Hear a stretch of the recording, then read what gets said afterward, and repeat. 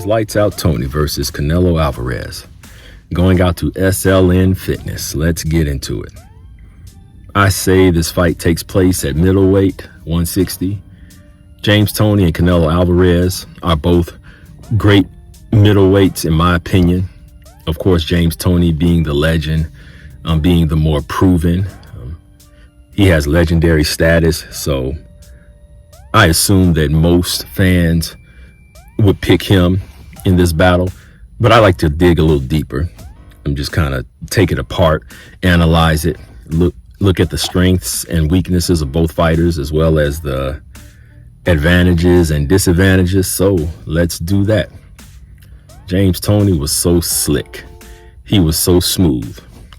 The way that he did things was brilliant. His defense, his shoulder roll, his Philly shell defense, his hand speed, quick hands. And so I loved watching James Toney fight. So that would definitely be a factor in this fight, of course. Could possibly pose some huge problems for Canelo. It would more than likely pose some huge problems for Canelo. But would Canelo be able to overcome it with his own skill set, his pressure, his power, his counterpunching, his body attack, his ability to adjust, to be the boxer as well as the brawler, to come forward as well as fight off the back foot. I know that sometimes Canelo is the fighter that most fans love to hate, but you can't deny his skills. You can't take away from his talent. Canelo is brilliant, in my view. So sometimes I think we ought to be more objective, not lecturing, just my opinion. So I think Canelo would definitely be in this fight. He would definitely be in this fight. James Toney loves aggressors because he can sit back, he can slip punches, use his Philly shell defense, his head movement, and counter. Canelo Alvarez is a brilliant counter puncher himself, but James Toney, that's what he does, is counter. Throws punches from every angle. I love his uppercut. Sometimes he throws a quick lead uppercut that I love. But on the other hand, Canelo has a chin. I've never really seen Canelo seriously hurt. I've seen him clipped a few times, but not hurt. So would James have the power to gain Canelo's respect and to keep him off of him? More than likely, I'm not sure, because I've never seen Canelo's chin tested. So as far as who will win this fight, it's a tough one. I'm leaning towards James because in the past, Canelo has struggled with slick, elusive fighters. And James Toney is the epitome of slick, elusive fighters. Now, don't get me wrong, Toney could come forward.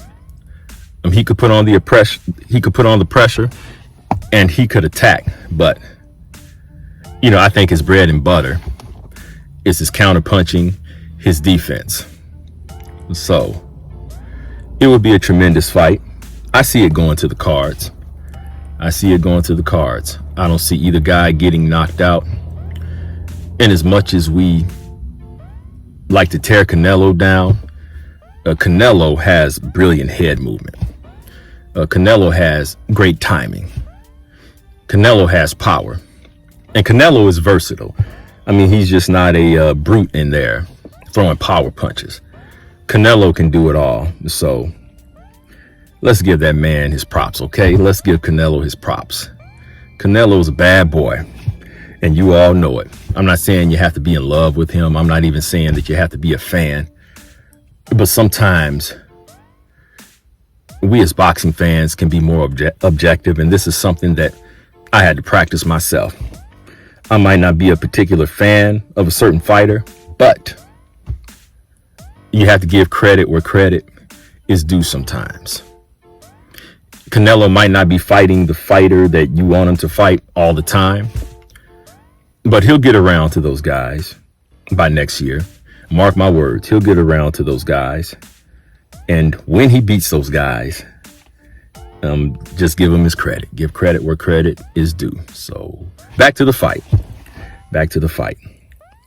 So again, I see this going to the cards, but I see James lights out Toney beating Canelo Floyd style.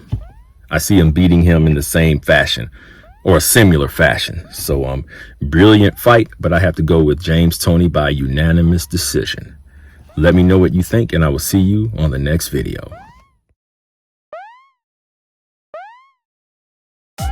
Stop paying for fights that are not pay-per-view worthy.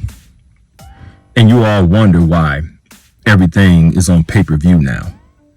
There's fighters that I haven't even heard of that have pay-per-view cards. But these fans continue to buy these fights. These fans continue to let these promoters and managers get away with putting lackluster fights on pay-per-view. Unless it's a big fight that 90% of the boxing public wants to see, it shouldn't be on pay-per-view, and you shouldn't be buying it. Why would you pay, or why would you buy the Keith Thurman versus Mario Barrios fight? There's been better fights on ESPN. There's been better fights on Fox. The fans are to blame for this because we're letting them get away with it, and we're buying the fights. Stop buying these fights. Only big fights should be on pay-per-view. Only big names should be on pay-per-view. Only big names should be headlining. Now I can see on the undercard, if you have lackluster fights on the undercard, which they need to work on that to tell you the truth. But if the headliner is lackluster fights, and I'm not showing any disrespect to fighters who have the courage to step in there, but I'm simply saying that every fight isn't pay-per-view worthy. The same guys who are complaining about, or the same fans who are complaining about not getting the fights that they want, will turn around and buy these fights. I will admit, as a longtime boxing fan, I've been watching boxing for years, and I follow most of the fighters throughout the years. But some of these fighters I've never heard of that have pay-per-view cards. People, we have to do better. It's simple. Stop buying the fights, and they'll change what they're doing. The sooner we stop paying for these fights, supporting these kind of fights, and the sooner we stop helping them make excuses for not making the big fights, we will get the big fights. We will get the Spence versus the Crawfords. We will get fights like, it escapes me. We will get fights like Shakur versus Davis. But we, the fans, we have to stop this.